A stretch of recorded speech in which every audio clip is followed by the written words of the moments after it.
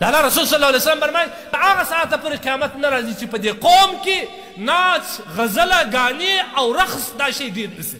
نن زموږ پښتانه د ټول په دې زیات اخته دي. پښتنې خوندې چې هغوی به راوتلی نه سو، هغوی به د ورور سره په شرم کې خبره کول.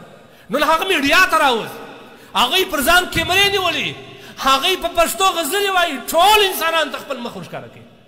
دا زما پښتنه خور ده، دا مسلمانه ده. ولې زموږ سره ده؟ دا د قیامت علامه ده. د الله رسول صلی الله علیه وسلم وایي در هغه ساعته قیامت نه راځي چې دغه د سروز آلات ډېر نه سي او غزلچان ډېر نه سي او غزلې ډېرې نه سي. دا دی ما ورته روان یم موټر کې ګاڼه لګولې چې مولوي سره باندې شي ته بیا ماته په بیان کې وایي د خدای نه بیرېږه د الله بنده. زه څه شی یم؟ زه مرداخور څه شی یم؟ ته د خدای نه بیرېږه. په دغه موټر کې ستا سره خدای نشته. په دغه موټر کې چې ته سفر کوې دغه ناجایز غزلې اورې، دغه ویډیوې ګرځې. اوس خو په موټرانو کې ټیویان لګولي دي، فلمونه پکې ګورې. دغه که ته ټکر خو جنازه ده د خدای بنده. که ته مازې ټکر وکړې په دغه حال کې مړ شو بیا به د خدای ته کوم حضور بوځې؟ او دا د الله رسول صلی الله علیه وسلم فرمایي، روایت نبی علیه السلام فرمایي بنده په هغه حال کې د قیامت په ورځ راپورته کېږي چې په کوم حال کې مړ سوی. نو ته چې په دغه حال کې په دې جنازه کې روان یې او بیا د افغانستان ډېر ورنګ دي، دلته موټروان نشته، موټر روانان ډېر دي چې خالي موټر روانولی شي، او بیا دغه شی کې ته مړ سې نو بیا به ستا څه حال شي؟ د هېچا دپاره یې مه کوه. مې د طالب دپاره کوه، مې د ملا دپاره کوه، مې زما دپاره کوه، مې د امر بالمعروف والا دپاره کوه. یوازې او یوازې د هغه خدای دپاره وکړه کوم چې ما او تا ټول پیدا کړی. د هغه خدای دپاره، د هغه خدای سره هم ته سیالي کوې. ولې د الله بنده ما دوی ته څو واره ویلي دي چې رسول الله صلی الله علیه وسلم فرمایي المرء مع من احبه. قیامت په ورځ به په هغه ټولۍ کې راپورته کېږي چې د چا سره دې محبت دی، مینه دي. ستا مینه د چا سره دی؟ ما د خپل شکل څه ښکاري؟ زما مینه د چا سره دی؟ زما مینه د شاهرخ خان سره دی؟ زما د سلمان خان سره ډېره ده؟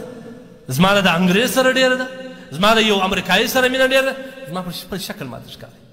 ولې د خدای بنده ستا محبوب صلی الله علیه وسلم داسې مخ درلوري والضحا، قرآن په والضحا ستایلی دی. نن ته پر هغه ښایسته مخ باندې په نر اچړ. که یو څوک وایي یاره مفتي صاحب ته زموږ په اغراض باندې ولې کار دی؟ ما ته یې وخت کیسه کړې ده. یو شاعر دی، هغه د قرآن عظیم شان تفسیر لیکلی دی بغیر د نقطو یې لیکلی. وایي وخت دی غټ پیروم، وایي یو کس رالی د ده سره عقیدت زیات وه، بار وزه زم یې وارده یې وینم چې هلته ورلی ورنږدې سو، دی په امام کې ناست ژر خوري. هغه ورته آغا ریش مې تراشي. الله اکبر، پیر صاحب ته ژر خوري. هغه وایي ریش مې تراشم ولیکن دلې کسې نه مې خراشم.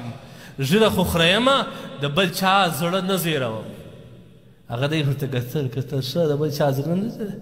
هغه ویله چې زړه خو څه کوې د رسول الله پر زړه باندې چړې تېروې. دا د نبي سنت دی، د ټولو انبیاو سنت دی. ما او تا په دې نه یې راځي. ته لږ د خپلې زمانې ته سوچ وکړه، د خپل عمر ته سوچ وکړه. څو به ژوندی یې ته؟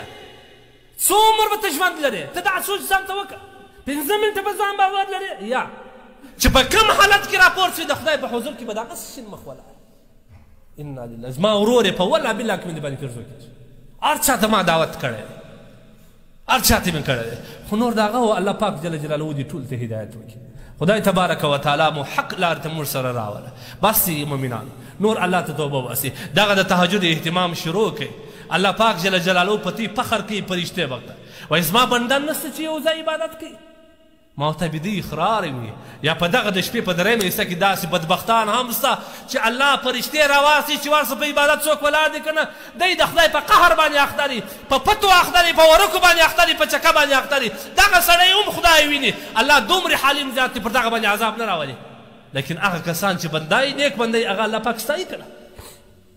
بس ته بنده، بس ته څو درسو بیا کوې نور بغاوت بس که.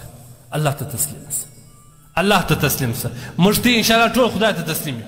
الله پاک جل جلاله ته توبه وباسي. ای الله زموږ ګناهونه معاف کړه، موږ تېروتنه معاف کړه. خود به مې غلا کړی، دوکه به مې کړی، غیبت به مې کړی، بهتان به مې کړی، چکه به مې کړی، نور ستا نافرماني به مې کړي، هر څه به مې کړي. الاخر خو عاجز یم.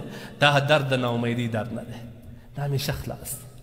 لو بلغ ذنوبك عنان السماء که چیرې ستا ګناه وي د اسمان کنګرو ته ورسېږي الله وایي یو ځله ته ما معاف کړې الله وایي ټول مې در معاف کړي دونې مهربان رب موږ لرو لا تیأس نا امیده کیږي مه پروردګار عالم دې موږ ته د ښو عمل توفیق راکړي پروردګار عالم دې زموږ د ټولو ګناهونو معاف کړي الله دې زموږ دغه روان نوعي نسل را صالح کړي الله تبارک وتعالی دې موږ د خپل قهر او عذاب څخه وساتي